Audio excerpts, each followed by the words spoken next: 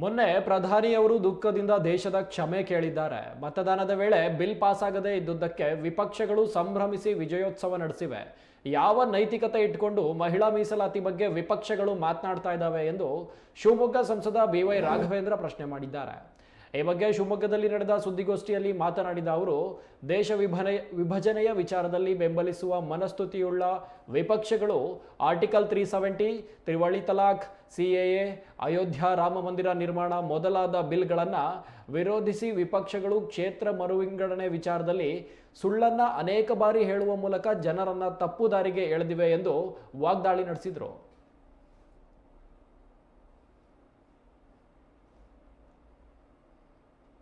ಇಲ್ಲ ಸರ್, ಒಂದು ಇವ್ರ ಮನಸ್ಥಿತಿ, ವಿರೋಧ ಪಕ್ಷಗಳ ಮನಸ್ಥಿತಿ, ಒಬ್ಬ ಮೋದಿಜಿಯವರು ಇಡೀ ಪ್ರಪಂಚ ಪ್ರೀತಿ ಮಾಡ್ತಾ ಇದೆ, ಪ್ರಪಂಚದ ಮಟ್ಟದಲ್ಲಿ ಸಾಧನೆಗಳನ್ನು ಮಾಡ್ತಾ ಇದ್ದಾರೆ. ಈಗ ಆಲ್ರೆಡಿ 3 ಬಾರಿ ಪ್ರಧಾನಮಂತ್ರಿಗಳಾಗಿದ್ದಾರೆ.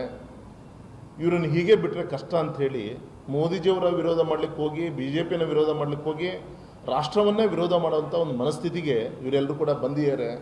ಯಾವ ರೀತಿ ರಾಹುಲ್ ಗಾಂಧಿಯವರು ಹೊರದೇಶಕ್ಕೆ ಹೋದಾಗ ನಮ್ಮ ದೇಶವನ್ನು ಕೂಡ ಮುಜುಗರಕ್ಕೆ ವ್ಯಕ್ತಪಡಿಸುವಂಥ ಪ್ರಯತ್ನವನ್ನು ಮಾಡಿದ್ರು, ಇದೆಲ್ಲರೂ ಕೂಡ ಗೊತ್ತಂಥ ವಿಚಾರ.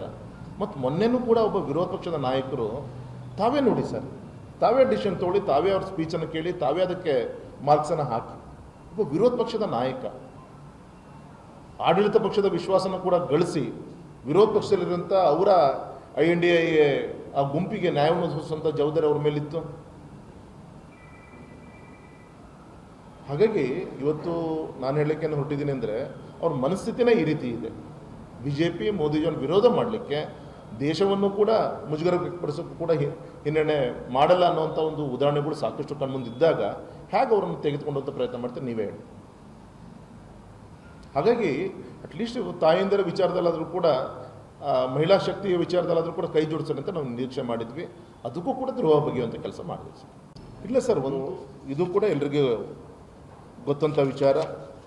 ಹಾಗಾಗಿ ಈ ಸಂದರ್ಭದಲ್ಲಿ ಹೇಳಲಿಕ್ಕೆ ಇಚ್ಛೆ ಪಡ್ತೇನೆ, ಕ್ಷೇತ್ರ ಮರು ವಿಂಗಡಣೆ ವಿಚಾರದಲ್ಲಿ ಸುಳ್ಳನ್ನು ಮತ್ತೊಮ್ಮೆ ನಿನ್ನೆ ಮುಖ್ಯಮಂತ್ರಿಗಳು, ನಿನ್ನೆ ರಾಣೆಬೆನ್ನೂರಲ್ಲೂ ಕೂಡ ಮಾತಾಡುವಂಥ ಪ್ರಯತ್ನ ಮಾಡಿದ್ದಾರೆ. 100 ಬಾರಿ ಹೇಳುವಂಥ ಪ್ರಯತ್ನವನ್ನು ಮಾಡ್ತಾ ಇದ್ದಾರೆ. ಯಾವುದೇ ಕಾರಣಕ್ಕೂ ಕೂಡ 1%, ಯಾಕೆಂದರೆ ಇವತ್ತು ದೇಶದ 543 ಲೋಕಸಭಾ ಕ್ಷೇತ್ರದಲ್ಲಿ ನಾವು ದಕ್ಷಿಣ ಭಾರತಕ್ಕೆ ಡಿವೈಡ್ ಮಾಡಿದಾಗ ಪ್ರೆಸೆಂಟ್ ಏನು ಪರ್ಸೆಂಟೇಜ್ ಇದೆಯೋ ಅಷ್ಟೇ ಪರ್ಸೆಂಟೇಜು ಕೂಡ ಈಗ 27% ಸಮಥಿಂಗ್ ಇದೆ, ಅಷ್ಟೇ ಬರುತ್ತೆ ಕ್ಯಾಲ್ಕುಲೇಟ್ ಮಾಡಿದ್ರೆ. 1% ಕೂಡ ವ್ಯತ್ಯಾಸ ಆಗಲ್ಲ. ಹೀಗಿದ್ದಾಗೂ ಕೂಡ ಸುಳ್ಳನ್ನು ಹೇಳಿ ಜನರನ್ನು ತಪ್ಪುದಾರಿಗೆ ಎಳೆಯುವಂಥ ಒಂದು ಪ್ರಯತ್ನ ಈ ಒಂದು ಕಾಂಗ್ರೆಸ್ ಪಕ್ಷ ಮಾಡ್ತಾ ಇದೆ. ಹಾಗಾಗಿ ಈ ಪಕ್ಷವನ್ನು ಬರುವಂಥ ದಿನದಲ್ಲಿ ದೇಶದ ಮಹಿಳೆಯರು ಕ್ಷಮಿಸಲ್ಲ ಅಂತಲೂ ಕೂಡ ಈ ಸಂದರ್ಭದಲ್ಲಿ ಹೇಳ್ತಾ, ಇದು ಕೂಡ ಎಲ್ರಿಗೂ